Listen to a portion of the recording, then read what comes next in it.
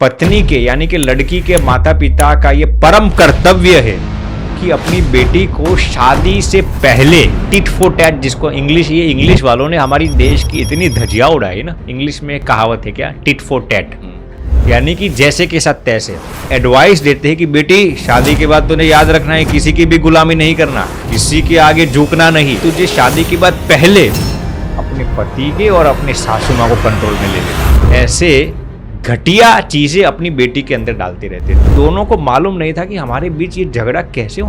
पूरी रियल कहानी में आपको सुनाता। एक दो नई लड़कियों को अपने ही घर पे अपनी ही बीवी के सामने लेके आ रहा था। ये रियल स्टोरी में आपको बताता हूँ। सबसे बड़ा पाप क्या है जानते हो?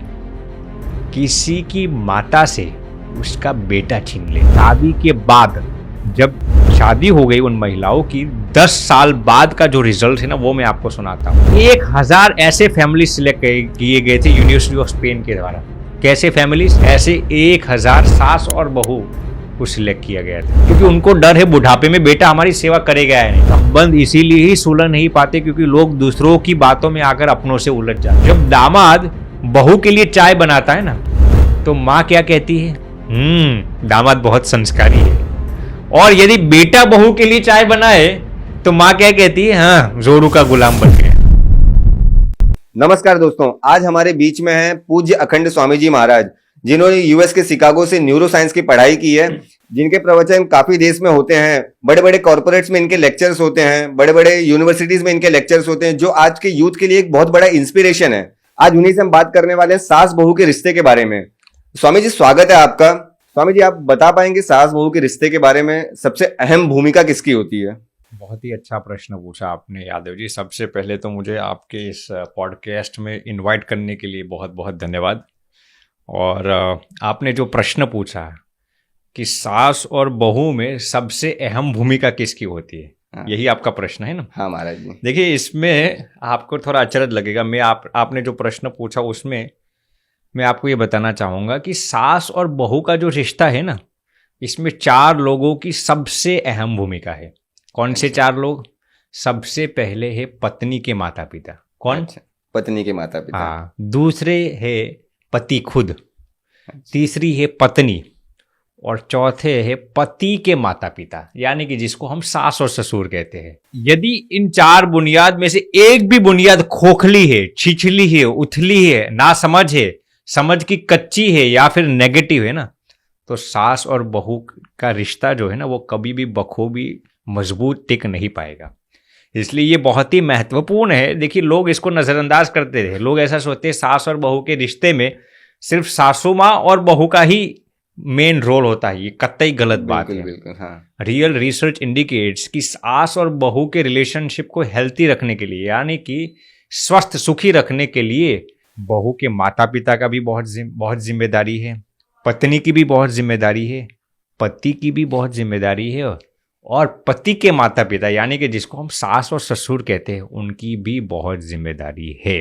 तो अब मैं उसको आपको क्रमशः एक एक करके समझाना चाहूंगा इस विषय में। हाँ, थोड़ा डिटेल में बात करेंगे। आप ध्यान देना अच्छे से, ये काफी ज्यादा हेल्पफुल होने वाला है, जिसमें स्वामी जी हमें आध्यात्मिक और साइंटिफिकली दोनों तरीके से समझाने वाले हैं जी। तो सास और बहू का जो रिश्ता है ना, उसमें सबसे पहले हम बात करेंगे पत्नी के माता पिता की। आपकी शादी हो गई या बाकी है? नहीं महाराज जी। अच्छा, तो आप पहले हमारी बात गौर से सुन लेना ताकि आपको ये बात काम में लगे भविष्य में। तो सबसे पहले जिम्मेदारी है पत्नी के माता पिता की। देखिए, पत्नी के माता पिता में सास और बहू के रिश्तों को तोड़ने की भी प्रबल ताकत है और उसको जोड़ने का भी अदम्य ताकत है। इसीलिए पत्नी के यानी कि लड़की के माता पिता का ये परम कर्तव्य है कि अपनी बेटी को शादी से पहले ये संस्कारों से अभिसिंचित करे कि ससुराल में कैसे जीना है। उनको पहले से ये सिखाना है, बेटी तुम्हारे लिए शादी के बाद तुम्हारे सास ससुर भी तुम्हारे ही माँ बाप है। उनकी इज्जत करना, उनकी कदर करना, उनकी सेवा करना, ये सब संस्कारों से अभिसिंचित करना पड़ता है।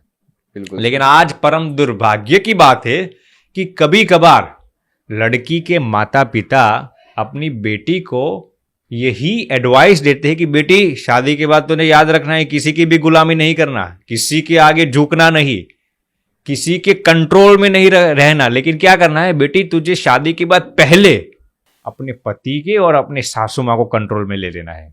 उनको झुका कर रखना है, तुझे झुकना नहीं। उनको अपने कंट्रोल में रखना है, तुझे किसी के कंट्रोल में नहीं रखना। अब मेरी समझ में ये नहीं आता, यदि तुम अपनी बेटी को ससुराल पक्ष में दूसरों पर कंट्रोल कराने के लिए ही यदि उसकी शादी कराते हो, तो उसकी शादी क्यों कराते हो? एग्जैक्टली तो ये माता पिता का सबसे अहम भूमिका है कि अपनी बेटी को शादी से पहले ही उत्तम संस्कारों से आप अभिसिंचित कीजिए। उनको समझाइए, बेटी तुम्हारे लिए शादी के बाद तुम्हारे सास ससुराल को आप सास ससुर मत मानना, वो तुम्हारे ही माता पिता है। तो ये समझाना होगा। देखिए, मैं तो वहां तक कहूंगा, यदि सास और ससुर को अच्छा न लगता हो कि लड़की के माता पिता उनके घर पे आए, उनके घर में हस्तक्षेप करे, तो लड़की के माता पिता को बार बार अपनी बेटी के घर पे भी नहीं जाना चाहिए, यदि उनके सास ससुर को अच्छा न लगता हो तो। अब इस पर मैं आपको 1-2-3 थोड़े रियल एग्जांपल्स, यदि आपकी अनुमति हो। नहीं, बहुत जरूरी है सर। एक्चुअल में रियल एग्जांपल से आपको भी काफी कुछ सीखने मिलेगा।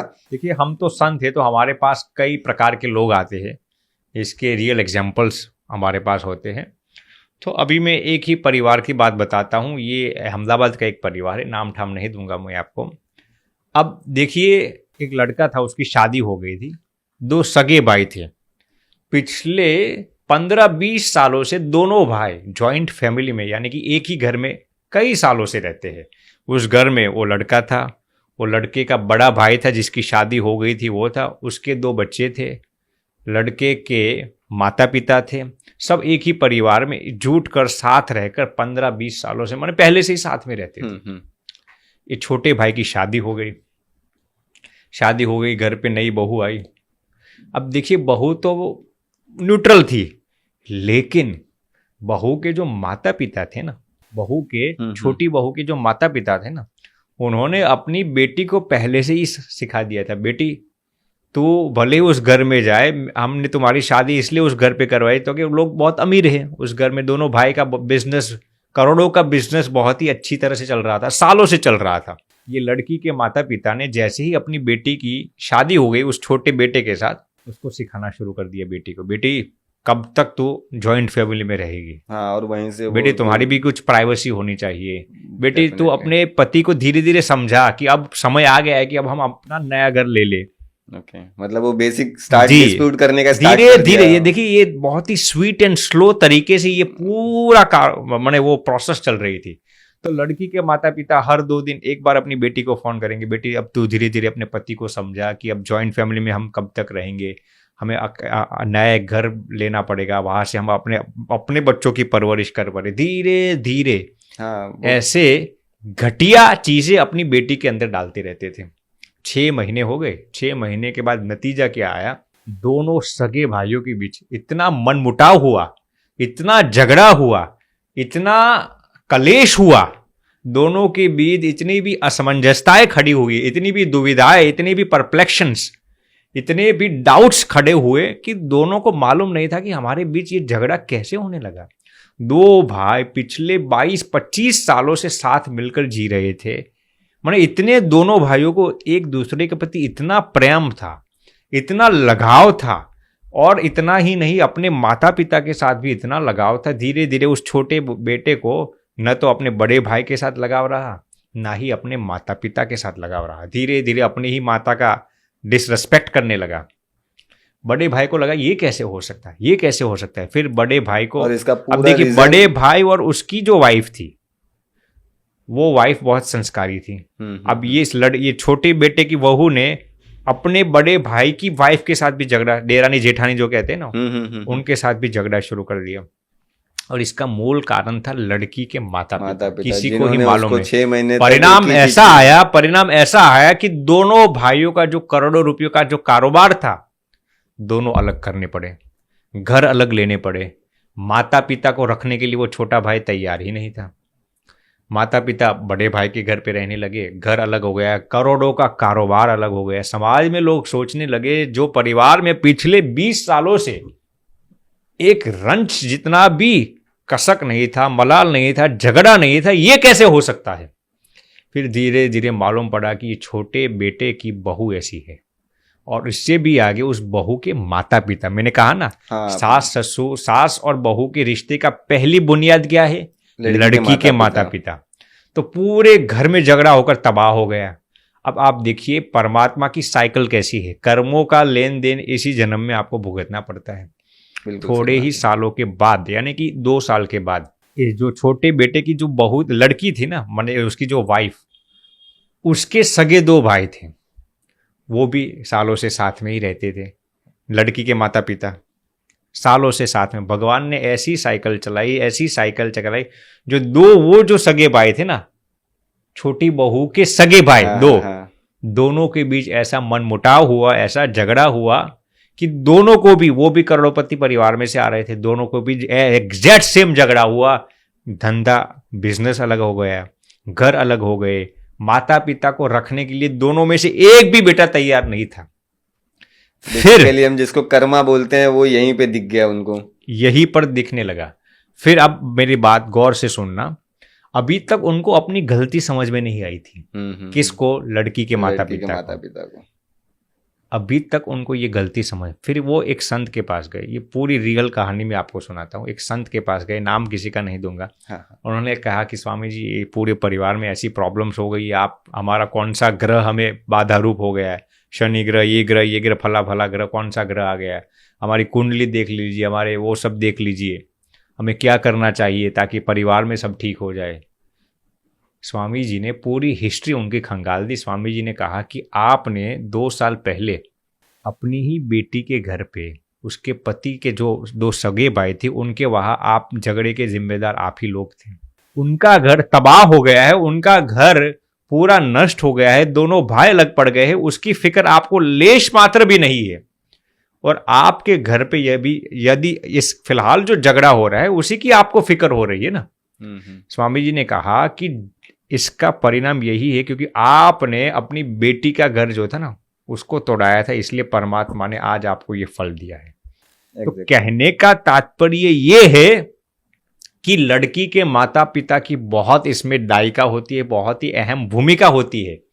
दे play one of the most significant and crucial role in maintaining the relationship between saas and bahu. फिर हुआ क्या? उस संत ने कहा उनको कि आप अब अपनी ही बेटी को समझाओ, अभी भी लेट नहीं हुआ, अपनी ही बेटी को समझाओ धीरे धीरे। देखिए, उस लड़की का पति तो मदहोश था, अपनी पत्नी के प्रेम में पागल था, वो दिन कहे तो दिन, रात कहे तो रात। उसको कहा कि आपकी जो बेटी है ना, उसका जो पति है वो उसके प्रेम में पागल है, आप उसको समझाओ, उसका मानेगा, फिर दोनों भाई यदि एक होंगे तो आपका परिवार एक हो पाएगा। धीरे धीरे लड़की के माता पिता को लगा कि ये हमसे गलती हो गई है। उन्होंने सबसे पहले क्या किया, दोनों भाई, माने उनकी बेटी की जहाँ पर शादी हुई, दोनों भाई को इकट्ठा किया, कहा कि हमारी वजह से आपका पूरा घर तबाह हो गया है, हम उसके लिए क्षमा प्रार्थी है, प्लीज भगवान, अब आप, भगवान की ऐसी इच्छा है कि आप दोनों अब एक हो जाओ। फिर धीरे धीरे दोनों भाई एक हो जाते हैं। पूरे, माने घर तो अब अलग ले लिया था लेकिन बिजनेस अब एक कर दिया। धीरे धीरे पूरे घर में शांति हो गई। फिर कुछ ही महीनों के बाद इनके घर पे भी, इनकी फैमिली भी बाय डिवोर्स। तो कहने का तात्पर्य ये है यादव जी कि the family of a lady plays a very crucial significant herculean role सास और बहू के बीच के जो नाता है उसमें। तो सबसे पहले ये मैं बताना चाहूंगा। अब देखिए, उससे भी आगे मैं आपको इसी का एक दूसरा एग्जांपल मैं साझा करना चाहता हूँ। एक लड़की के माता, ये सब रियल कहानियां मैं आपको सुनाता हूँ। लड़की के माता पिता थे, अब उन्होंने अपनी बेटी के लिए एक अच्छा घर ढूंढ लिया। अब अक्सर गलती कहाँ पर होती है, आप गौर से सुनना। लड़की के माता पिता अपनी बेटी के लिए कौन सा घर ढूंढते हैं? जहां पर पैसे हो, जहां पर शोहरत हो, दौलत हो, फिर संस्कार हो या ना हो, उससे उनको कोई लेना देना नहीं होता। तो हुआ क्या, अपनी लड़की के लिए अच्छा घर तो ढूंढ लिया। अब बेटी को कहते हैं बेटी तुझे यहीं पर शादी करनी है। अब देखिए, पहले के ज़माने में अरेंज्ड मैरिज था, आज लव मैरिज आ गया है। लेकिन मैं किसी का भी खंडन नहीं करता। जिस रिलेशनशिप में पवित्रता हो, सच्चा प्रेम हो, फिर वो लव मैरिज हो या अरेंज मैरिज हो, वो रिश्ता लंबे अरसे तक सार्थक होगा। अब यहाँ पर बेटी की इच्छा नहीं थी उस लड़के के साथ शादी करने की। क्यों? क्योंकि बेटी जानती थी कि जिसके साथ मेरे माता पिता शादी करवाने जा रहे हैं ना, जिस लड़के के साथ, वो शराब पी रहा था, माने उसके कई एक्स्ट्रा अफेयर्स भी चल रहे थे। पैसे और शोहरत तो बहुत थी, लेकिन संस्कार जैसी एकमात्र भी चीज नहीं थी। वो अपने ही माता पिता की इज्जत नहीं करता था। तो इस लड़की ने अपने ही माता पिता को कहा कि माता पिता आप हमारे लिए पूजनीय हो, लेकिन मेरी एक विनम्र याचना है कि आप जहां पर भी मेरी शादी करवाना चाहते हो ना, वो लड़का संस्कारी नहीं है। अब अक्सर उल्टा होता है, लड़की के प्रेम में पागल हो जाती है, फिर लड़की के माता पिता को उसको समझाना पड़ता है कि बेटा ये लड़का तेरे लिए ठीक नहीं। यहाँ पर उल्टा था, माता पिता को बेसिकली उनकी प्रॉपर्टी दिख रही थी कि लड़की जाएगी बस तो जाके राज करेगी, मतलब अब उसे ये किसी चीज कितना की भी स्वार्थ दिक्कत है। नहीं होगी। इस पॉडकास्ट के जरिए मैं हर एक माता पिता को ये विनम्रता पूर्वक अपितु गंभीरता से ये निवेदन करना चाहूंगा कि कभी भी अपनी बेटी की शादी ऐसी जगह पर मत करा दो जहां पर दौलत शौहरत हो लेकिन संस्कार न हो। मैं ये नहीं कहता कि दौलत हो वहां पर शादी न कराओ, पैसे हो आप वहां पर शादी कराओ, नो डाउट, लेकिन संस्कार बहुत जरूरी है, बहुत जरूरी है। रिश्तों को लंबा चलने के लिए, चलाने के लिए it plays a very significant role. तो ये लड़की के माता पिता कहते बेटी तुझे क्या मालूम पड़े, हम तो पूरा तेरा भविष्य देख के कहते हैं कि तुम्हारे लिए यही पर ठीक होगा। अब माता पिता क्यों कहते हैं? उनकी संपत्ति देखकर जबरन। फिर बेटी ने ऐसा सोचा कि अब मेरे ही माता पिता है, उनको उनकी आज्ञा के खिलाफ जाना मेरे लिए उचित नहीं। लड़की ने 2-3 महीने तक अपने माता पिता को समझाया, न तो माता ना ही पिता, दोनों में से कोई भी सुनने के लिए तैयार नहीं थे। उस लड़की की शादी करा दी और आप सुनकर अचंभित हो जाएंगे, यू विल बी फ्लैबरगेस्टेड टू हार्कन। शादी के 1 महीने के बाद ही, 1 महीना भी नहीं हुआ, मैं तो कहूँगा 2-3 हफ्ते के बाद ही वो लड़का माने हर रात को देवदास की तरह शराब पी के आ रहा था। इतना ही नहीं, शराब पी के तो आता था, लेकिन 1-2 नई लड़कियों को अपने ही घर पे अपनी ही बीवी के सामने लेके आ रहा था। ये रियल स्टोरी में आपको बताता हूँ। और ये सब अब ये लड़की कितनी संस्कारी थी, आप गौर से सुनना। लड़की जानती थी कि ये लड़का गलत है, फिर भी लड़की ने एक बार भी अपने पति के सामने कुछ गलत नहीं किया, एक बार भी कुछ गलत नहीं किया। लड़की जानती थी ये शराब पी के अपनी दूसरी महिलाओं को घर में या फिर बार्स में लेकर घूमता रहता था, नॉनवेज खा रहा, सब कुछ मैंने सब कुछ कर रहा था, जितने भी कुलक्षण है सबसे सुसज्ज था ये। बेटी 3-4 महीने तक सह लेती है, कुछ कहती नहीं। 3-4 महीने के बाद बेटी, अब आप गौर से सुनना, 3-4 महीने तक बेटी ने एक बार भी अपने माता पिता को ये नहीं कहा था कि मुझे यहाँ पर किल्लत है, कठिनाइयाँ है, एक बार भी शिकायत नहीं की थी। सहना कहा, सहती रही। फिर 3-4 महीने के बाद वो अपने माता पिता को फ़ोन करती है और कहती है कि ये लड़का ऐसा ऐसा करता है, परस्त्री गमन करता है, व्यभिचारी है। माता पिता, अब देखिए माता पिता कभी कभार कितने स्वार्थी हो जाते हैं, ये आप देखना। लड़की ने जैसे ही ऐसा कहा ना, उसके माता पिता उसको समझाते हैं, बेटी तुझे वहीं पर रहना है, तुम्हारे लिए तुम्हारा पति ही परमेश्वर है। अब माता पिता क्यों ऐसा कह रहे थे? उनके दिमाग में क्या था? पैसा चल रहा था, वही जिसको देख के उन्होंने अपनी लड़की की शादी करवाई थी। वहां पे बेसिकली पैसे दिखाई दे रहे थे। कहते बेटी, तो वो बेटी कहते मैं क्या करूं, लेकिन उसके अंदर संस्कार नहीं है। अरे संस्कार से क्या लेना देना, कितनी मौज शौक है तेरे घर पे, कितना बड़ा बंगलो है। लड़की के माता पिता सुनने के लिए ही तैयार नहीं थे, सुनने के लिए बहुत समझाया, सुनने के लिए। तो मेरी हर एक माता पिता से ये विनम्र याचना है कि कभी भी अपनी बेटी को बर्बादी की कगार पर मत डाल देना संपत्ति देखकर, वरना उसका पाप आपको लगेगा। मेरी बात गौर से सुनना, विनम्रता पूर्वक अपितु से मैं गंभीरता से कहता हूं, कभी भी अपनी बेटी के साथ ऐसा जुल्म मत करना कि संस्कार ना हो लेकिन पैसों देकर आप उसकी शादी करा दो। 8 महीने के बाद वो पति ने इतना शराब पी लिया था, उसके लिवर डैमेज हो गया था, किडनी डैमेज हो गई थी। 8 महीने के बाद वो मर गया। अब बेटी जो विधवा हुई, बेटी ने 8 महीने जो कष्ट झेला था, जो दुविधाएं झेली थी, उसका पाप किसको लगेगा? बेसिकली उसके माता पिता को उसका पाप लगेगा, जिन्हें सिर्फ उस टाइम पे पैसा दिख रहा था, जबकि उनकी लड़की ने उन्हें बोला भी कि उनके संस्कार अच्छे नहीं है लड़के के, लेकिन वो सिर्फ पैसे देख के अपनी लड़की की शादी ऐसे घर में कर देते हैं जहां संस्कार कोई मैटर ही नहीं करता है उनके लिए, लड़के के लिए। तो उसका, इसीलिए मैं हर एक माता पिता को ये विनम्रता पूर्वक कहना चाहूंगा, कृपया अपनी बेटी पर ऐसा अत्याचार मत करना। बहुत इंपॉर्टेंट, बहुत इंपॉर्टेंट है।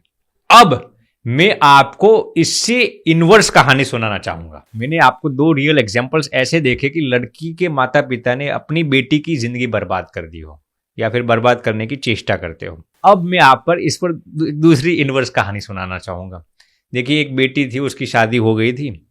अब उस घर में हर दिन सासू माँ और बहू के बीच झगड़ा होता जा रहा था। हर दिन झगड़ा होता जा रहा है। सास कहेगी ये आलू की सब्जी बना देती है, वो कहती है आलू मुझे अच्छे लगता है, आलू ही बनाऊंगा ना।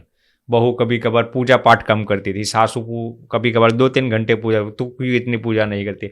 हर दिन कुछ ना कुछ मन मुटाव होता जा रहा था।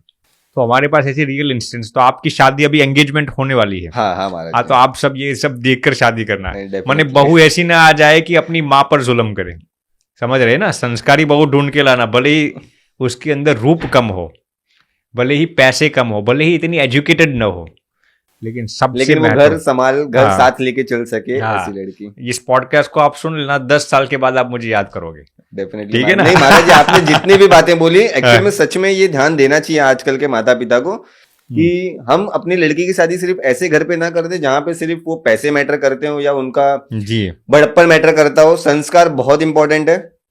अगर लड़के के अंदर संस्कार नहीं है तो वो कभी इज्जत नहीं करेगा आपकी लड़की की। नहीं करेगा जी। अब मैं आपको जो इनवर्स एग्जाम्पल सुना रहा था उसकी मैं बात करता हूं। तो सास और बहू के बीच हर दिन झगड़ा हो रहा था। फिर बहू एक दिन अपने माता पिता को फोन करती है, अपने माता पिता को, और कहती है कि मेरे सासू माँ इतने खराब है, इतने खराब है, हर दिन मेरी परिस्थिति को समझते ही नहीं, ऐसा ऐसा करते हैं। फिर लड़की के माता पिता उसको एक दिन अपने घर पे बुलाते हैं, जिसको क्या कहते हैं, पियर, क्या कहते हैं आप लोग? मायका। अपने मायके में गई, बिल्कुल सही बताया। तो मायके में गई, मेरी मम्मी मेरी नानी की इधर जाती है तो हम लोग यही बोलते हैं कि मम्मी हम लोग अपने मायके गई, अपने मायके गई।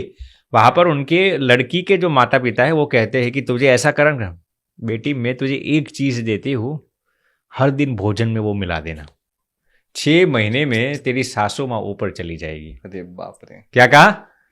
6 महीने में तुम्हारी सासू माँ ऊपर चली जाएगी। वो पाउडर दिया था। बहू तो बहुत खुश हो गई, अरे 6 महीने के बाद। लेकिन एक शर्त रखी। क्या शर्त रखी?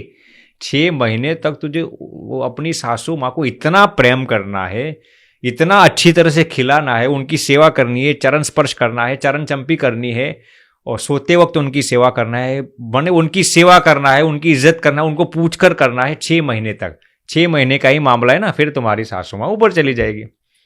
लड़की तो बहुत खुश हो गई, अपने घर पे आती है, और जैसे ही घर पे आई, अब सासू माँ को तो ऐसा लगा उसके मायके जाके आई, अब तो और भी बिगड़ कर आई होगी। बहू कहती है, सासू माँ आपके लिए कौन सा वो हलवा बनाओ? हलवा? सासू माँ कहती है सूजी का हलवा बनाओ। तो गर्मा गर्म सूजी का हलवा बनाती है, उनके लिए खिलाती है। सासू माँ आप खमन खाएंगे, ढोकले खाएंगे, चटनी लेंगे, कौन सी चटनी? खजूर की चटनी लेंगे या फिर मिर्च की चटनी लेंगे? सासू माँ कहती है अब हमारी उम्र हो चुकी है, खजूर की चटनी बना दो, मिर्च की चटनी। सासू माँ को तो पता ही नहीं कि इसके अंदर तो दवा भी हर दिन ढोकला खिलाती थी, खमन खिलाती थी, ठेपला खिलाती थी। बहू को इतना रसोई बनाने का भी स्किल नहीं था, सब सीख कर आ गई। वो यूट्यूब के जरिए सब सीखने लगी और बनाने लगी बढ़िया से। सासू माँ का 6 महीने के अंदर 10 किलो वजन बढ़ गया। लेकिन वो क्या करती थी? हर दिन वो पाउडर डालती थी। एक दिन ऐसा आ गया, बहू को सासू माँ में इतना जेन्युइन प्रेम हो गया, क्योंकि उसकी माता पिता ने क्या सिखाया था उसको? आपको 6 महीने तक उनकी सेवा करनी है। और सासू माँ को ऐसा लगा मेरी बहू इतनी, उसके अंदर इतना फेरफार आ गया, तो सासू माँ ने 2 महीने के अंदर ही अपना स्वभाव तब्दील कर दिया। मतलब वो भी बहू को रियल प्रेम करने लगी। वो भी अब बहू के लिए खिलाने लगी। पहले सासू माँ के एक्सपेक्टेशन रखती थी, हमारे लिए सूजी का हलवा बना के लाओ। अब सासू माँ उसके लिए मंचूरियन बनाने लगी, पिज्जा बनाने लगी। 2 महीने के अंदर सासू माँ के अंदर इतना फेरफार आ गया। फिर बहू को ऐसा लगा अब 6 महीने हो गए, अब शायद मेरी सासू माँ मर जाएगी। एक दिन फ़ोन करती है अपने माता पिता को, माता पिता आपने कहा था कि वो पाउडर में तो हर दिन डालते हो, अब इतना हम दोनों के बीच इतना रियल प्रेम हो गया है कि मुझे लगता है मेरी सासू माँ मरनी नहीं चाहिए, क्योंकि दोनों के बीच इतना रियल प्रेम हो गया था। फिर लड़की के माता पिता उस अपनी बेटी को समझाते, बेटी उस दिन हमने आपको जहर नहीं दिया था। बहू को क्या कहा था? हम आपको जहर देते, थोड़ा थोड़ा डालते रहना, 6 महीने में आपकी सासू माँ ऊपर। जहर नहीं दिया था, हमने सिर्फ एक पाउडर दिया था, गेहूं का थोड़ा पाउडर था। ग्रेट। हमने तुम्हारे साथ ऐसी साइकोलॉजी रची थी कि तुम यदि 6 महीने तक तुम्हारी सासू माँ को रियल प्रेम करोगी ना, तो तुम्हारे सासू माँ के अंदर इतना फेरफार आ जाएगा, वो तुम्हें सच्चा प्रेम करने लगेंगी। ये हमारी सकारात्मक साइकोलॉजी थी। Definitely. कितना पावरफुल ये विज्ञान है।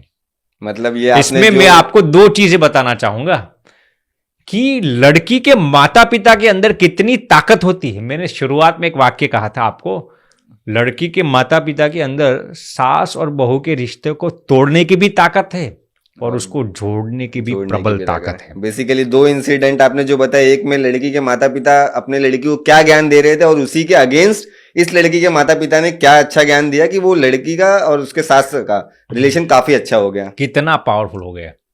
तो ये लड़की के माता पिता के अंदर ये ताकत है। दूसरी चीज मैं यहां पर ये बताना चाहूंगा कि यदि सास और बहू के बीच झगड़ा होता है ना, तो कोई भी एक व्यक्ति थोड़ा सहना शुरू कर दे, थोड़ा अनकंडीशनल प्रेम करना शुरू कर दे ना, तो सामने वाले पात्र के अंदर, सामने वाले इंसान के अंदर जेन्युइनली फेरफार होगा ही। एग्जैक्टली महाराज। उनको उनके अंदर मेटामॉर्फोसिस, ट्रांसफॉर्मेशन होगा ही। सास या बहू, देखिए आज पूरा जनरेशन गैप है। इनके झगड़े का एक कारण जनरेशन गैप भी है। लेकिन यदि कोई भी एक व्यक्ति समझ जाए ना, जब सामने वाले इंसान को यह समझ में आ जाता है ना, सास या बहू को ये मुझे बहुत सहता है, उसी दिन से उसके अंदर तब्दीली आना शुरू हो जाएगा।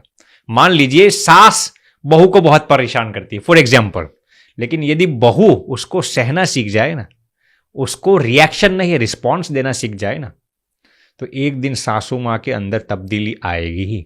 और यदि बहू आज के जनरेशन की है, किसी की सुनती नहीं है, माता पिता की इज्जत नहीं करती, लेकिन यदि सास सहना शुरू कर देगी, उसके साथ गलत वर्तन नहीं करेगी ना, गारंटी के साथ मैं आपको कह सकता हूं, वो बहू कितनी ही आधुनिक क्यों ना हो, कितनी ही मॉडर्न क्यों ना हो, कितनी ही संस्कारहीन क्यों ना हो, उसके अंदर गारंटीड मेटामॉर्फोसिस चेंज आने शुरू हो जाएगा। एग्जैक्टली। बेसिकली दोनों में से एक जन को तो एटलीस्ट शांत होना चाहिए। तकलीफ कहां पर होती है जानते हो? टिट फॉर टैट, जिसको इंग्लिश, ये इंग्लिश वालों ने हमारी देश की इतनी धजिया उड़ाई ना। इंग्लिश में एक कहावत है क्या, टिट फॉर टैट, यानी कि जैसे के साथ तैसे। तो ये आपको यहां नहीं लगाना भैया। यदि कोई आपके साथ गलत वर्तन करता हो, आप पहले सह लीजिए, सहन करना सीखिए, फिर आप देखना उनके अंदर तब्दीली आएगी। और तब्दीली लाने वाले खुद परमात्मा होंगे। देखिए मैं हमेशा कहता हूं कि आप हमारे, जैसे कि हम दोनों अभी फिलहाल चर्चा करते हैं, वार्तालाप करते हैं, तो न तो आप यादव जी और ना ही मैं अखंड स्वामी हूं, हमारे दोनों के बीच परमात्मा है। हर एक रिश्ते में परमात्मा अहम होते हैं। समझ रहे मेरी बात को? तो सास और बहू कोई इंडिपेंडेंट अस्तित्व थोड़ी है, दोनों के बीच परमात्मा है। सास के अंदर भी परमात्मा है और बहू के अंदर भी परमात्मा है। आप दोनों के अंदर परमात्मा का दर्शन करना सीखो। यदि सास बहू के अंदर परमात्मा का दर्शन करेगी, बहू सास के अंदर परमात्मा का दर्शन करेगी, तो कभी भी ये झगड़ा नहीं हो सकता। और झगड़ा होता है तो उसके अंदर वो शांत करने की भी ताकत है। झगड़ा तभी होता है, मनमुटाव तभी होता है जब हम हर एक आत्मा के अंदर भगवान को विस्मृत कर देते हैं। तो ये सबसे पहला हमने आपको बताया, जो हमने आपको बताया था कि सास और बहू के रिश्ते के जो 4 पिलर है, उसमें कौन सा एक पिलर हमने बताया? लड़की के माता पिता। लड़की के माता पिता की, जो सबसे ज्यादा इंपॉर्टेंट रोल प्ले करती है कि शादी के बाद लड़की कितने अच्छे से अपने घर को चला सकती है। बिल्कुल बिल्कुल।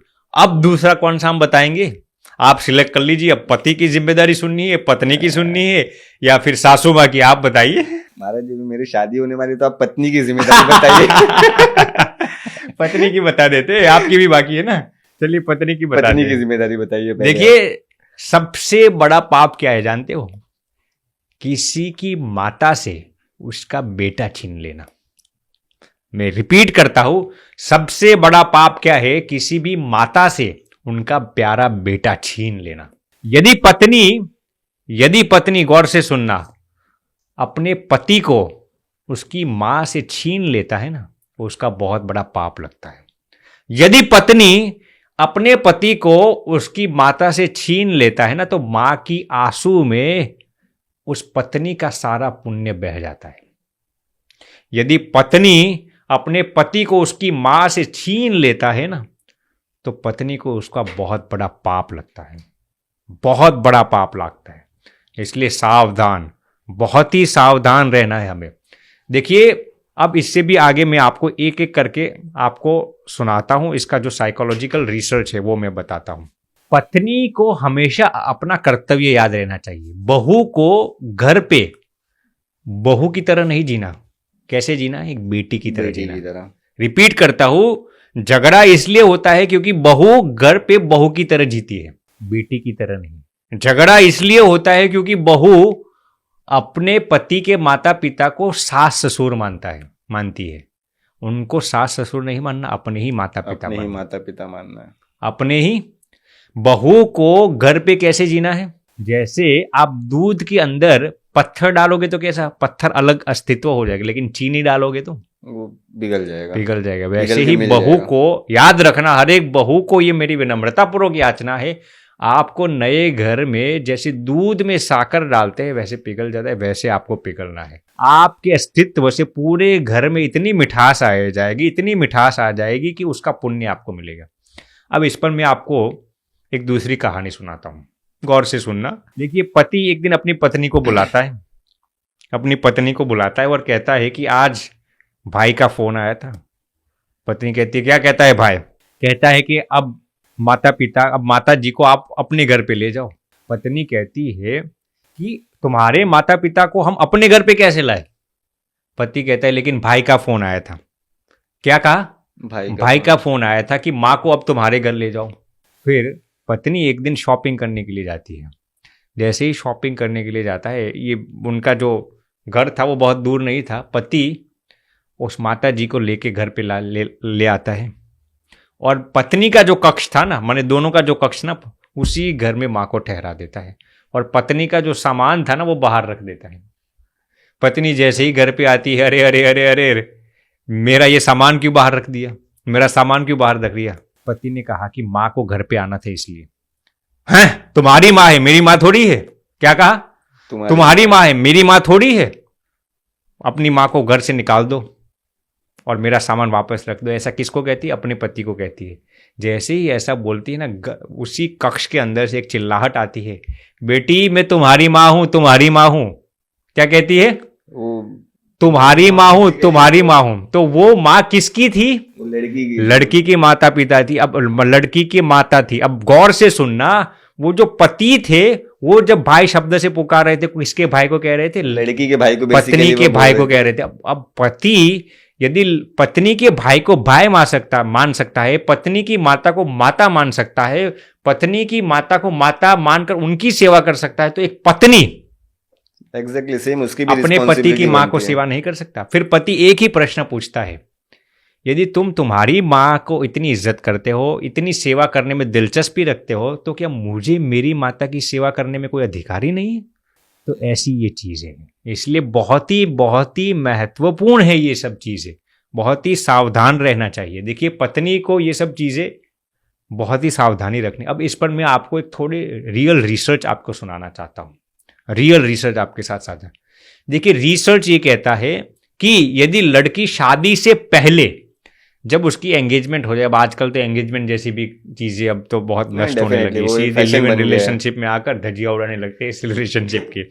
तो अब रिसर्च ये कहता है कि जब लड़के और लड़की का एंगेजमेंट हो जाए ना, तो लड़की को ऐसी इमेजिनेशन शुरू कर देना है, क्या कि मैं जिस घर में जाने वाले हूँ, जिस घर में मेरी शादी होने वाली है, वो बहुत ही संस्कारी है, मेरे पति बहुत प्यारे हैं, मेरे सास और ससुर भी बहुत लविंग होंगे, उस घर में जाने से मुझे भी बहुत सुख आएगा, मेरे परिवार के लोगों को भी बहुत सुख आएगा। ऐसी इमेजिनेशंस जो लोग शुरू कर देते हैं ना, उस घर में वाकई सास और बहू के बीच झगड़ा बहुत कम होता है। और इस पर मैं आपको एक रियल रिसर्च सुनाना चाहूंगा। यूनिवर्सिटी ऑफ स्पेन का ये रिसर्च है। उन्होंने एक ऐसी 700 महिलाओं को सिलेक्ट किया था, शायद 700 के आसपास थी, जिनका एंगेजमेंट हो गया हो, शादी बाकी हो। उनको कहा गया था कि आपको शादी से पहले हर दिन ऐसा विचार करना है कि मेरा भावी घर जो होगा, माने मेरे भावी पति, मेरे भावी सास ससुर जो होंगे ना, बहुत ही संस्कारी है, बहुत ही लविंग है, बहुत ही केयरिंग है, मुझे बहुत प्रेम करते हैं, मैं उनको बहुत प्रेम करता हूँ। ऐसी इमेजिनेशन हर दिन करनी है। क्या करना है?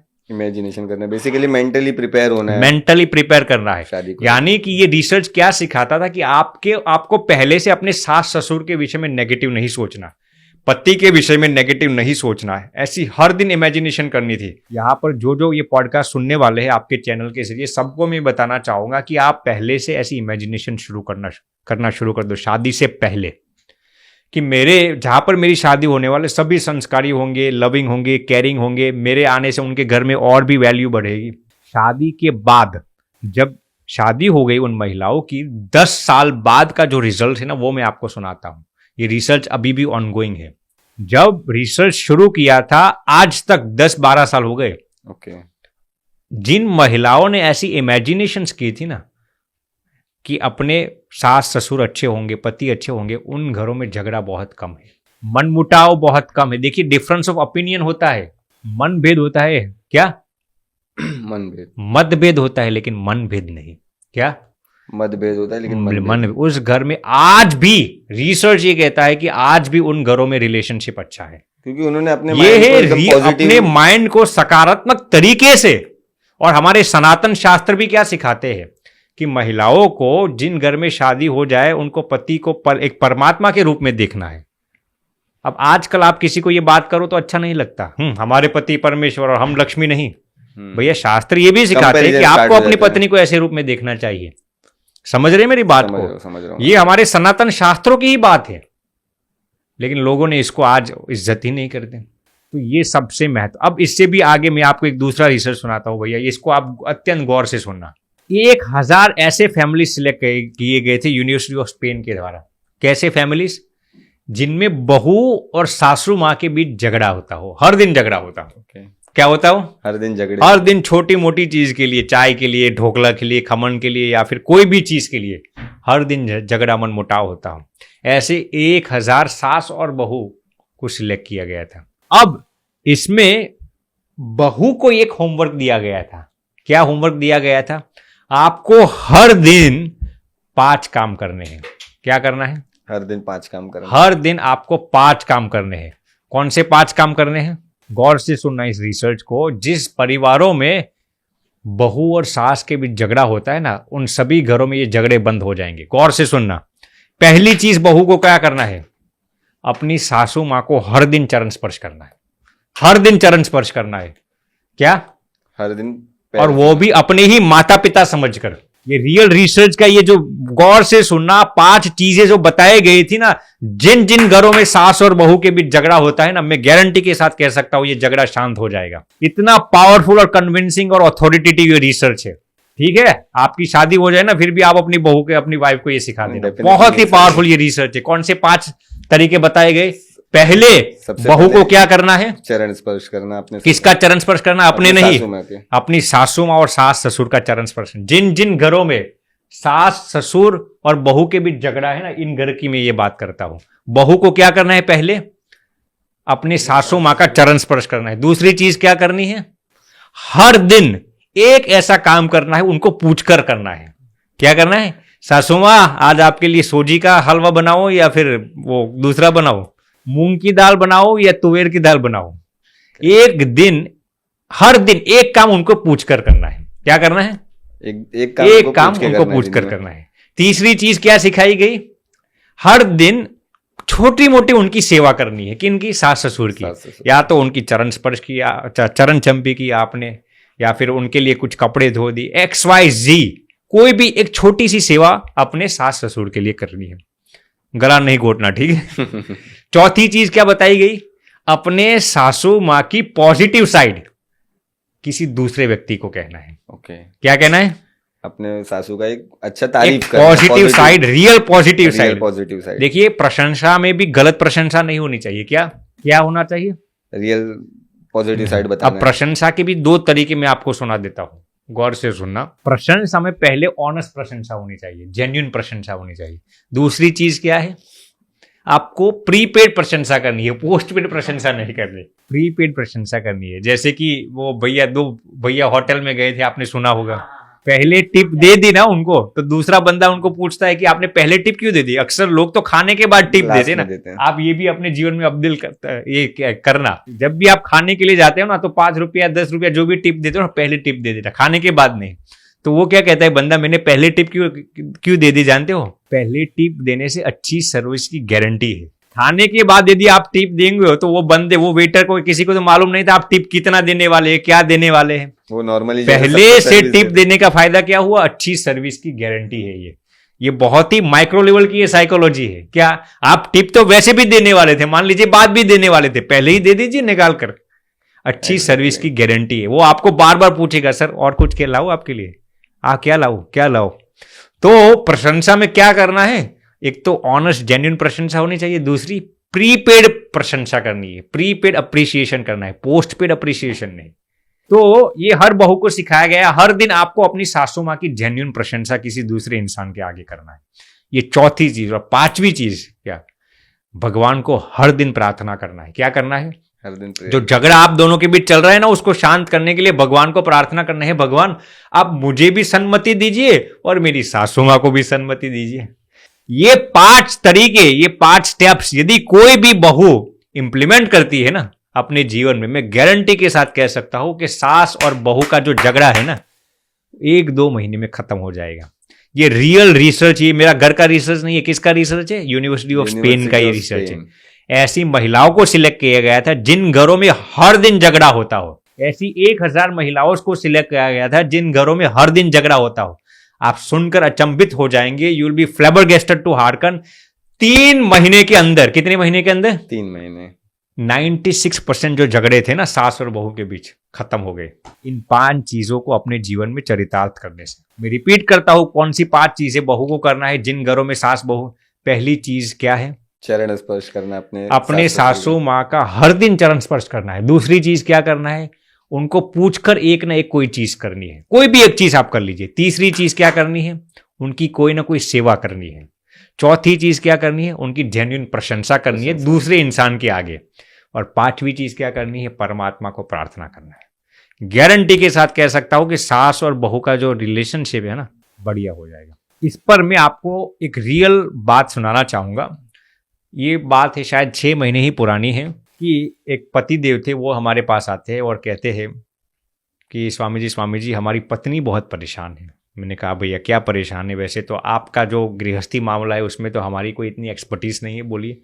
कि हमारी ही माता हमारी पत्नी को बहुत हैरान करती है। मैंने कहा भैया आपको अपनी पत्नी में अटैचमेंट होगा। क्या कहा, अटैचमेंट होगा, आसक्ति होगी, वासना होगी, इसलिए आप अपनी पत्नी की पैरवी करते होंगे। नहीं, वो कहे स्वामी जी ऐसा नहीं है, मैं बैलेंस तरीके से बताता हूँ, इसमें मेरी माता की ही गलती। मैंने कहा क्या गलती है, वो बिन जरूरी मेरी पत्नी को हैरान करती है। मैंने कहा कोई चीज़ नहीं, क्या क्या करती है। वो कहते हैं कि मेरी माता हर दिन उनको परेशान, मिथ्या आक्षेप डालती है, सोसाइटी के दूसरे लोगों के आकर उनकी निंदा करती है, उनकी तोहिम करती है। तो अब मेरी पत्नी पिछले 2 सालों से इसको सहती आती है। कभी कभार मैं जब जॉब पर जाता हूँ तो मेरी माता मेरी पत्नी को मारती है। ऐसा वायलेंस तो हमने पहली बार सुना।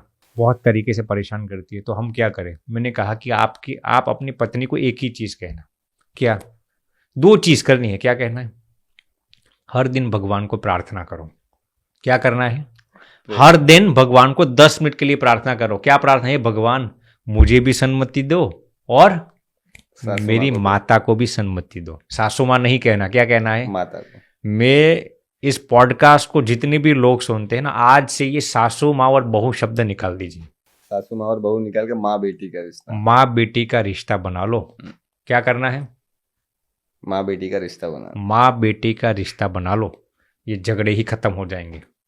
सही बात है ना। एग्जैक्टली सही। तो मैंने उनको कहा कि हर दिन आपको भगवान को प्रार्थना करनी है। क्या करना है, प्रार्थना करना है 5 मिनट 10 मिनट के लिए। हे भगवान मुझे भी सन्मति दो, मेरी माता को भी सन्मति दो।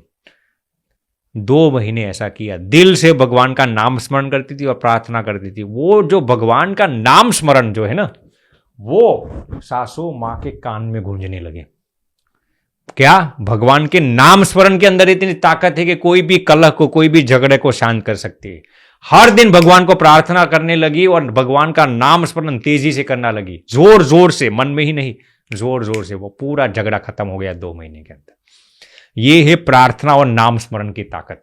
सही बात है ना। एग्जैक्टली सही। तो इसीलिए आप अपने रिश्तों में, मैंने पहले भी आपको इस पॉडकास्ट में सुनाया था, हमारे और आपके बीच एक व्यक्ति है। कौन है, परमात्मा। परमात्मा है। हम यही सोचते हैं कि ये इंसान मुझे परेशान करता है। इस इंसान की बदौलत मेरा काम नहीं हो रहा है। हम क्या देखते हैं, दूसरों को ही गुनहगार बनाते हैं। अरे भैया, हमारे और आपके बीच परमात्मा है। यदि हमारा कोई काम नहीं हो रहा है तो उसमें परमात्मा की कोई अच्छी इच्छा होगी क्या? कुछ अच्छा करना चाहते हैं परमात्मा हमारे लिए। तो जब भी कोई इंसान आपको परेशान करे ना, आप बदला लेने की भावना छोड़ दो। उसके अंदर परमात्मा है, वो आपको न्याय देंगे। कौन देंगे? परमात्मा ने। उसके अंदर परमात्मा है, वो आप, अरे हमारे लिए परमात्मा थोड़ी मर गए, परमात्मा तो सनातन है। हम मर सकते हैं लेकिन हमारी आत्मा और परमात्मा तो अमर है ना। समझ रहे हैं मेरी बात को? समझ रहा हूं। तो जब भी आप कोई भी संबंध को लाते हैं ना, पति पत्नी का हो, सास ससुर का हो, सास बहू का हो, कोई भी नाता हो, उसमें परमात्मा को आप केंद्र स्थान पर रखो, सभी झगड़े खत्म हो जाएंगे। देखिए, महिलाओं का स्वभाव होता है, मैं सभी महिलाओं की बात नहीं करता लेकिन एक आनंद में बता देता हूं। महिलाओं का स्वभाव होता है क्या करना? झगड़ा करना। क्या करना? झगड़ा करना। झगड़े में जब हार जाए तो क्या करना? झगड़े में जब हार जाते हैं तो क्या करते हैं? सो जाते हैं। क्या करते हैं? सो जाते हैं। और सोकर जब उठते हैं तो पति को कहते हैं अब मैं मेरे मायके चली जाऊंगी। ये बहुत कॉमन हो चुका है, काफी टाइम से सुनते आ रहे। तो ये स्वभाव होता है, तो ऐसा नहीं करना, ठीक है ना। देखिए, अहंकार का सबसे प्रिय खुराक क्या है जानते हो?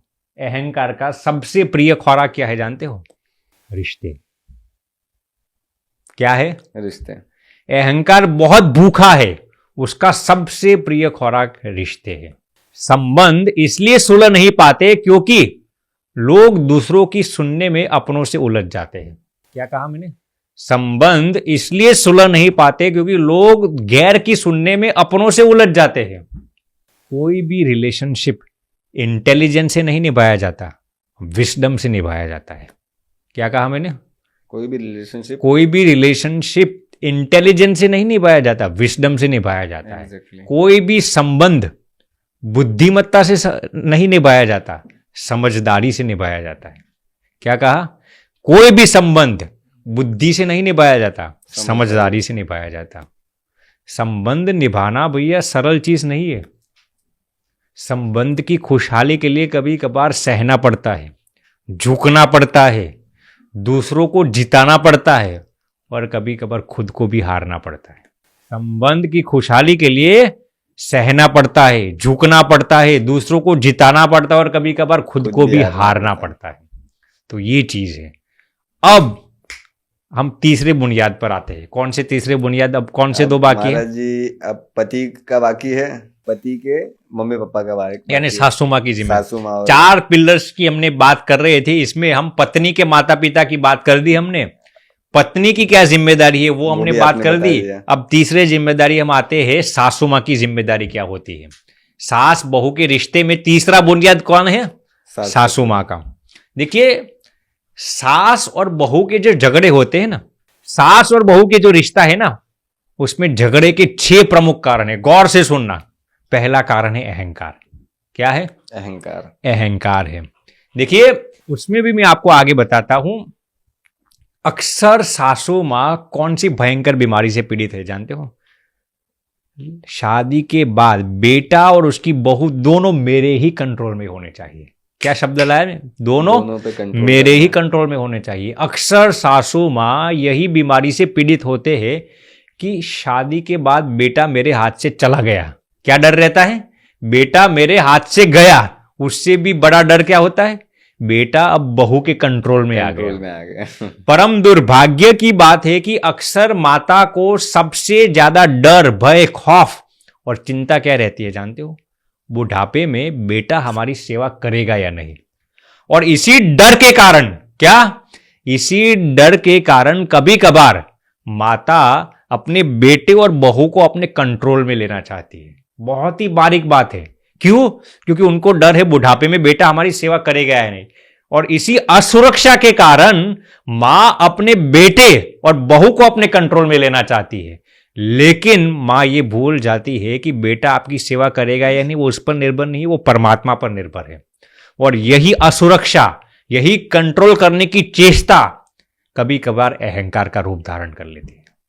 तो सास और बहू के झगड़े का सबसे बड़ा कारण क्या है? पहला कारण अहंकार। दूसरा कारण मैं आपको बताता हूं, एक दूसरे की प्राइवेसी का सम्मान न करना। हर एक सासू माँ को ये याद होना चाहिए कि अब आपका बेटा जुन्नू मुन्नू नहीं रहा, अब वो 10वीं कक्षा में नहीं पढ़ता, अब उसकी शादी हो गई है। क्या?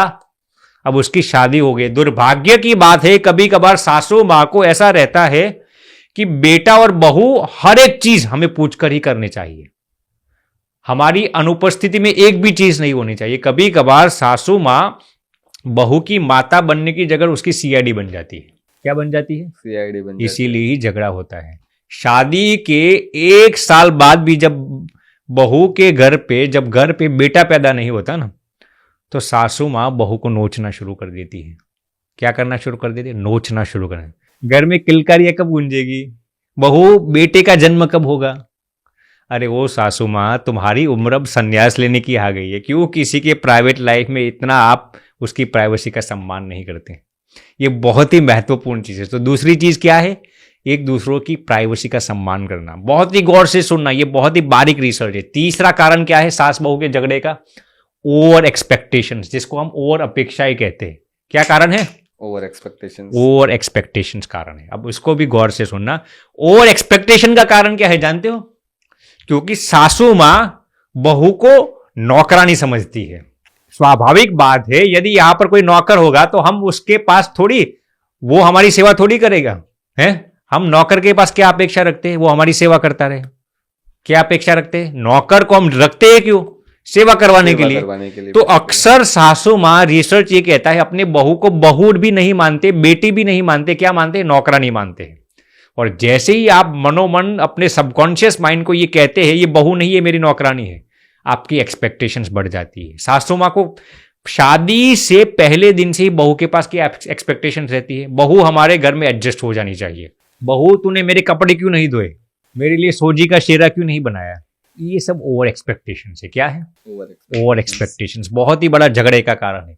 चौथा कारण क्या है? गलत एक्सपेक्टेशंस। देखिए, ओवर एक्सपेक्टेशंस और गलत एक्सपेक्टेशंस में बहुत फर्क है। क्या कारण है? Wrong expectations. देखिए, सासू मां को यह दर्द जरूर है कि बेटा हमें इतना समय नहीं देता, लेकिन उससे भी ज्यादा दर्द क्या है जानते हो? बेटा हमसे ज्यादा बहू को समय देता है। क्या दर्द है? हमसे ज्यादा बहू को समय देता है। सासू माँ को, माने कि माता को यह दर्द जरूर है कि बेटा हमारी सेवा नहीं करता, लेकिन उससे भी ज्यादा दर्द क्या है? बेटा हमसे भी ज्यादा बहू की सेवा करता है। क्या डर है? हमसे ज्यादा वो बहू की सेवा करता है। सासू माँ को ये गलत एक्सपेक्टेशंस छोड़ देनी चाहिए। जिस पत्नी ने शादी करके अपने पति को पूरी जिंदगी समर्पित की है ना, तो पति का ये परम कर्तव्य बनता है कि अपनी पत्नी को समय देना। क्या? पति का ये परम कर्तव्य बनता है कि अपनी पत्नी को समय देना, क्योंकि पत्नी ने पूरी जिंदगी अपने पति के लिए समर्पित की है।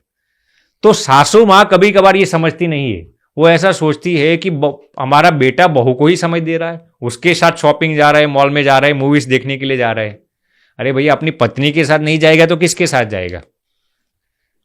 तो ये सासू मां को ये समझना चाहिए, क्योंकि पत्नी ने पति के साथ शादी की है ना। तो ये चौथा कारण क्या बताया हमने? Wrong expectations. पांचवा कारण क्या है?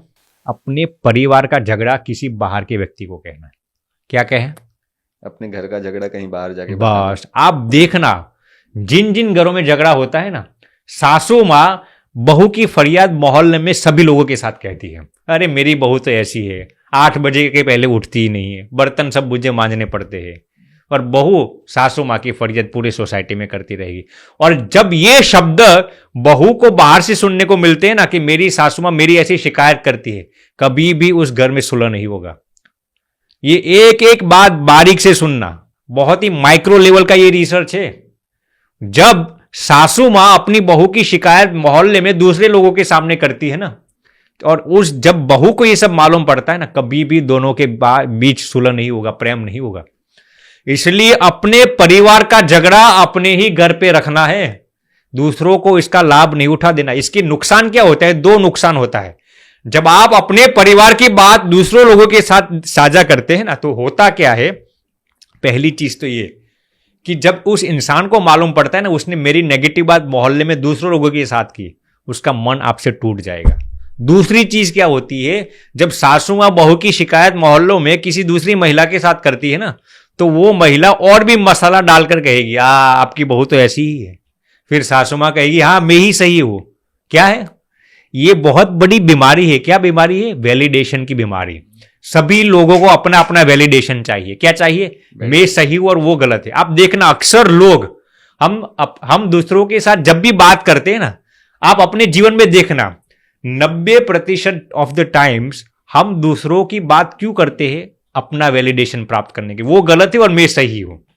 दूसरों की नेगेटिव बात हम क्यों करते हैं? हमें नेगेटिविटी में दिलचस्पी नहीं है।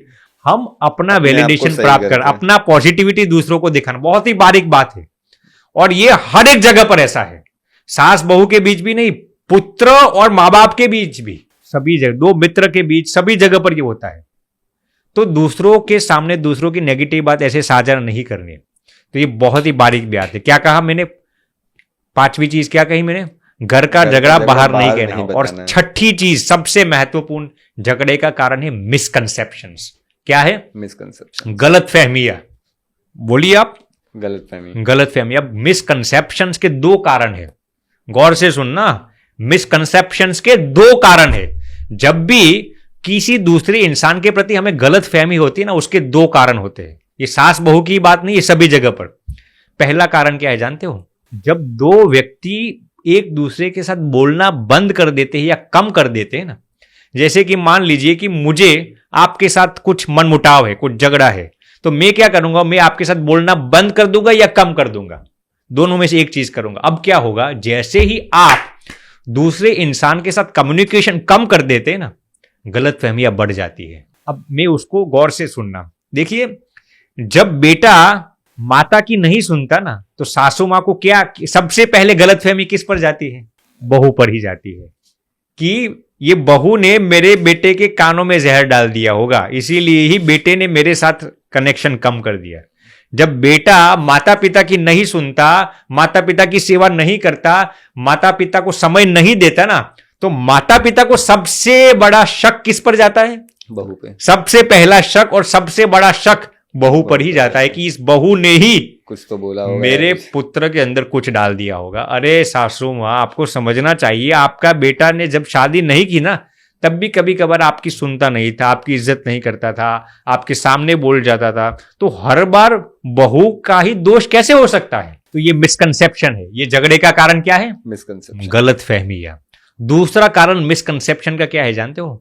कान का कच्चा होना। मान लीजिए कि मैंने आपको किसी की नेगेटिव बात की, तो हम तुरंत उस पर मुहर लगा देते हैं। ये मैच्योरिटी का लेवल है। जब भी कोई इंसान आपको दूसरों की बात बताए ना, तो कभी भी उसको सुनकर किसी दूसरे के प्रति जजमेंट नहीं कर देना। जब बहू को कोई दूसरा इंसान सासू माँ की शिकायत करते हैं ना, बहू मुहर लगा देती है, मेरी सासू माँ ऐसी ही है। जब सासू माँ को कोई बाहर का इंसान कहते हैं ना, बहू आपकी ऐसी ही है, सासू माँ तुरंत मुहर लगा देती है। तो कान का कच्चा होना, वो ये मैच्योरिटी लेवल्स का सबसे बड़ी गलती है।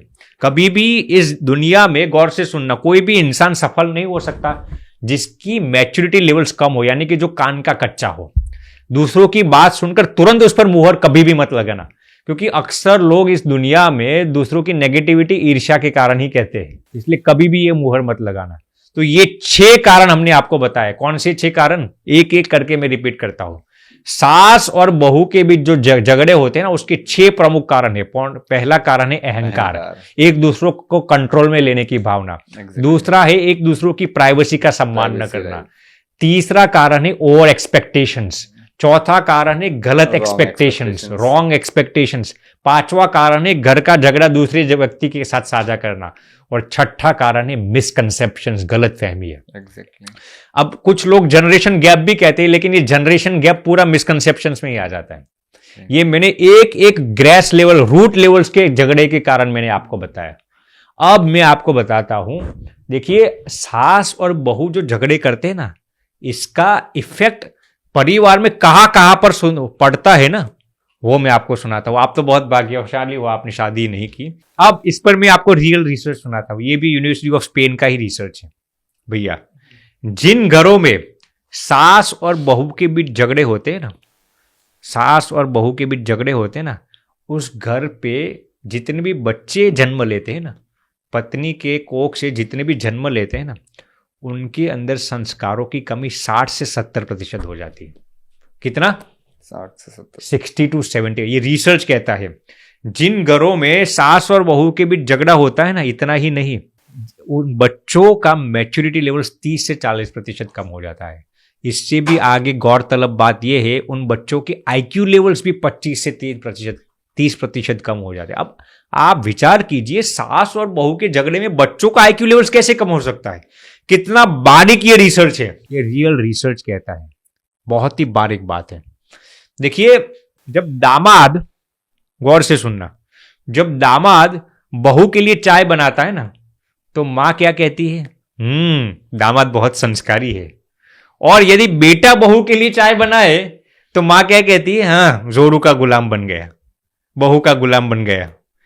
यदि दामाद बेटी के लिए सुबह नाश्ता बनाए ना, तो मां क्या कहती है? दामाद बहुत वफादार है। लेकिन यदि बेटा बहू के लिए नाश्ता बनाए तो मां क्या कहती है? जोरू का गुलाम हो गया, फिर जोरू का गुलाम बन गया है। यदि दामाद बेटी की सेवा करे तो मां कहती है, हाँ, दामाद बहुत अच्छा है। लेकिन यदि बेटा यदि बहू की थोड़ी कुछ सेवा कर ले तो मां कहती है, बिगड़ गया है शादी के बाद। एक ही चीज है, एक ही नजर, आप देखिए, एक ही चीज यदि बेटी के साथ होता है तो मां को अच्छा लगता है, लेकिन यदि बेटे के साथ हो तो मां को अच्छा नहीं लगता। पूरा मामला नजरिए का है, पूरा मामला जिस इंसान का नजरिया स्पष्ट नहीं है ना, वो इंसान जिंदगी में कभी भी सफल नहीं हो सकता। एग्जैक्टली महाराज। देखिए, धर्मात्मा सास वो नहीं है जो हर दिन 2-3 घंटे पूजा पाठ करती हो, लेकिन धर्मात्मा सास वो है जो बहू और बेटी के बीच कोई भी तफावत न करती हो। गौर से सुनना, धर्मात्मा सास वो नहीं है जो 2-3 घंटे पूजा पाठ करते हो। देखिए, मैं यहां पर पूजा पाठ का खंडन नहीं करता, करना ही चाहिए, लेकिन धर्मात्मा सास वो है जो बेटी और बहू के बीच कोई भी फर्क न डालती हो। समझ रहे मेरी बात को? अत्यंत ये बारीक बात है, अत्यंत गौरतलब बात है। इसको आप गौर से सुनना। ये एक एक माइक्रो लेवल्स के रिसर्च है, एक एक माइक्रो लेवल्स के रिसर्च है। देखिए, एक महिला दूसरी महिला को कहती थी, अरे मेरे तो भाग्य ही टूट गए। क्यों? जब मैं बहू थी तब मुझे सास अच्छी नहीं मिली, और जब मैं अच्छी सास बन गई तो मुझे अच्छी बहू नहीं मिली। एक महिला दूसरी महिला को कहती है कि मैं जब बहू थी तब मुझे अच्छी सास नहीं मिली, और जब मैं अच्छी सास बन गई तो मुझे अच्छी बहू नहीं मिलती। हर एक सास को ये बात याद रहना चाहिए कि बहू को सास बनने का अनुभव नहीं है, लेकिन आपको बहू बनने का अनुभव हो चुका है। हर एक सास को यह अनुभव होना चाहिए कि बहू को सास बनने का अनुभव नहीं है, लेकिन आपको बहू बनने का अनुभव है। इसलिए पहली जिम्मेदारी आपकी बनती है। देखिए, इसमें बहू और सास दोनों अपनी अपनी जिम्मेदारी निभा देना तो कोई झगड़ा ही नहीं होगा। बहू को हमेशा अपने आप को बेटी मानकर रहना है, और अपने सास ससुर को सास ससुर नहीं मानना, माता पिता मानना है। सास ससुर को अपने आप को सास ससुर नहीं मानना, लड़की के माता पिता मानना है। और बहू को बहू नहीं मानना, क्या मानना है? बेटी मानना है। यदि सास अपने बहू को सच्चा प्रेम करने लगी ना, सच्चा प्रेम करने लगे, सास को बहू को इतना प्रेम देना चाहिए कि बहू अपने मायके का फोन नंबर भूल जाए, और बहू को अपने सास ससुर को इतना प्रेम देना चाहिए कि सास ससुर अपनी खुद की बेटी को भूल जाए। तो ये चीज है। अब चौथे पिलर पर हम आते हैं, चौथे और आखिरी पिलर। कौन सा पिलर? इसलिए अब गौर से सुनना मेरी बात को, ठीक है? देखिए, कुछ लोग कहते हैं सास बनना बहुत मुश्किल है, कुछ लोग कहते हैं बहू बनना बहुत मुश्किल है, लेकिन मैं कहता हूं इस दोनों में सबसे ज्यादा जिम्मेदारी किसकी है जानते हो? पति की जिम्मेदारी है, क्योंकि पति को दोनों को बैलेंस करके चलना पड़ता है। यदि बेटा बहू की ज्यादा सुनता है तो मां कहती है जोरू का गुलाम बन गया है। यदि बेटा मां की ज्यादा सुनता है तो पत्नी कहती है कब तक अपनी मां की अंगुली पकड़कर चलता रहेगा। तो पत्नी को दोनों का बैलेंस करना पड़ता है। इसमें मैं आपको बताता हूं, देखिए, जब मेरी बात गौर से सुनना, जब बहू और मां के बीच झगड़ा हो ना, तो पति को कभी भी अपनी पत्नी में आसक्ति की वजह से, वासना की वजह से कभी भी अपनी पत्नी का समर्थन नहीं करना चाहिए।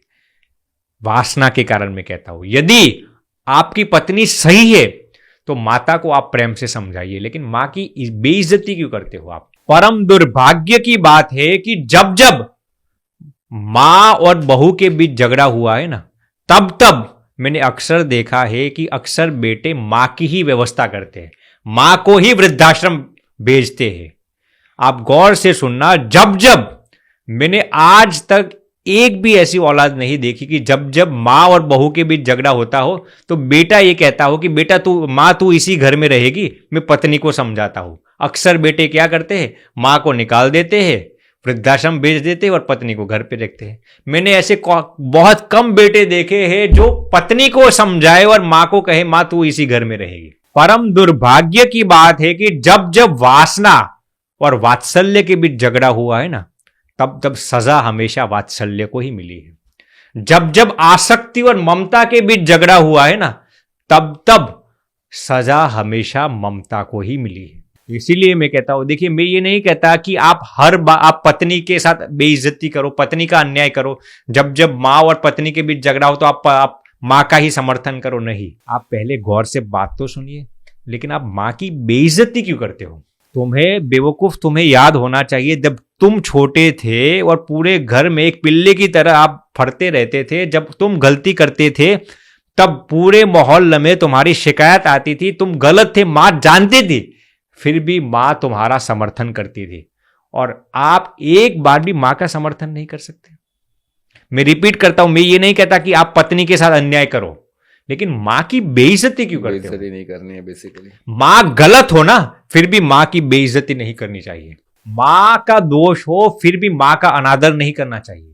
उन्होंने आपको जन्म दिया है, आप उनको प्रेम से समझाइए, यदि न समझे तो प्रेम कीजिए, लेकिन कभी भी उनको घर के बाहर मत निकालिए। ये बहुत बड़ा पाप है।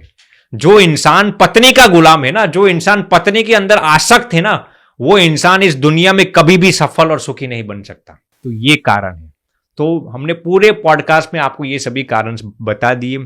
एक चीज बताना चाहूंगा, देखिए मैंने आपको बीच में भी बता दिया था कि यदि आप सास और बहू के रिश्ते को सुरक्षित रखना चाहते हो ना, तो परमात्मा पर अडिग विश्वास रखिए, परमात्मा पर अटल विश्वास रखिए, परमात्मा की शरणागति रखिए। मैं बहुत ही बारीक बात बताता हूं। मैंने आपको बताया था कि सास और बहू के झगड़े का एक कारण क्या है? अहंकार। उसमें भी मेन कारण क्या है? कंट्रोल। लड़की के माता पिता अपनी बेटी को यह सिखाता है, बेटी तुझे अपने पति और अपने सास ससुर को कंट्रोल में रखना है। इधर सासू माँ अपने बहू और बेटे को कंट्रोल में लेना चाहती है, इधर पति अपने पत्नी को कंट्रोल में लेना चाहते हैं, पत्नी अपने पति और सासू माँ को कंट्रोल में लेना चाहते हैं। सभी लोग एक दूसरे को कंट्रोल में ही लेना चाहते हैं। और क्यों कंट्रोल में लेना चाहते हैं जानते हो? सब लोगों को अपनी असुरक्षा महसूस होती है। गौर से सुनना, लोग अपनी असुरक्षा महसूस करते हैं, इसीलिए तो दूसरों को कंट्रोल में लेना चाहते हैं। जिस इंसान के अंदर परमात्मा के प्रति 100% विश्वास है ना, उसको कभी भी असुरक्षा महसूस नहीं होगी, और वो इंसान कभी भी दूसरों को कंट्रोल में लेना नहीं चाहेगा। इसीलिए सास और बहू के झगड़े को जड़ मूल से खत्म करने का एक अमोघ शस्त्र है। क्या शस्त्र है? परमात्मा की शरणागति, परमात्मा पर अडग विश्वास रखिए।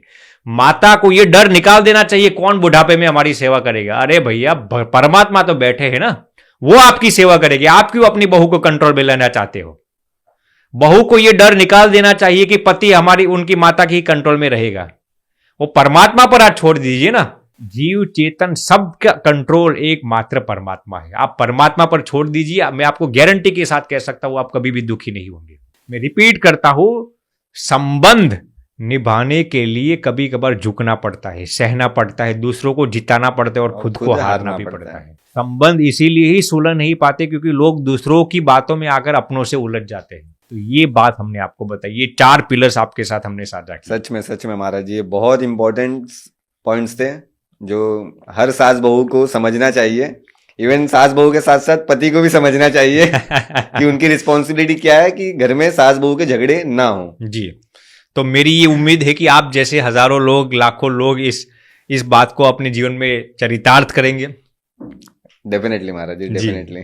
तो स्वामी जी हमारे बीच में आए और सास बहू के रिश्ते को लेकर काफी नॉलेजेबल पॉइंट्स बताया स्वामी जी ने, जिनको फॉलो करके सास बहू अपने रिश्ते को काफी हद तक सुधार सकते हैं। तो thank you so much Swami जी। इसी तरह के इंटरेस्टिंग पॉडकास्ट के लिए चैनल को सब्सक्राइब कर लें एंड वीडियो को ज्यादा से ज्यादा शेयर करें। Thank you so much Swami ji.